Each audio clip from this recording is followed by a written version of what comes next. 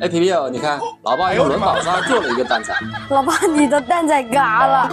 上回玩的轮宝沙中华美食套装和动感惊喜套装很好玩啊，后来我和老爸又去搞了一盒轮宝沙彩虹点心套装。喜欢请点赞加关注哦。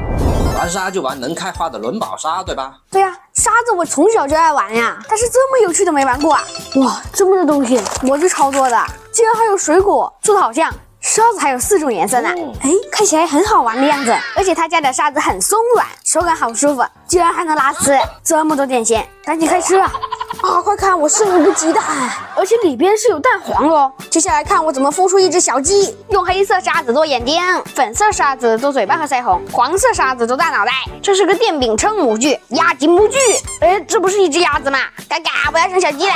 鸭子生小鸡，小鸡饼干就做好了。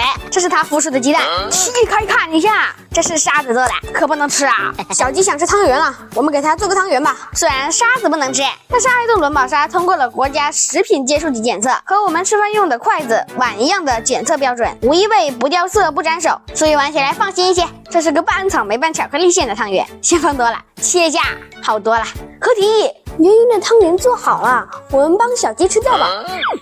吃完了，玩法简单又有趣，切开大汤圆。怎么回事？好神奇啊！一刀切丝半。吃完了汤圆，来做夹心饼干吧。加入1层奶油夹心，带上小鸭电饼铛，夹心饼干出炉。哎，这是奶油放的有点少啊，好不好吃呢？切开的手感很像巧克力蛋糕，看起来很好吃的样子。接下来还有好吃的华夫饼和巧克力。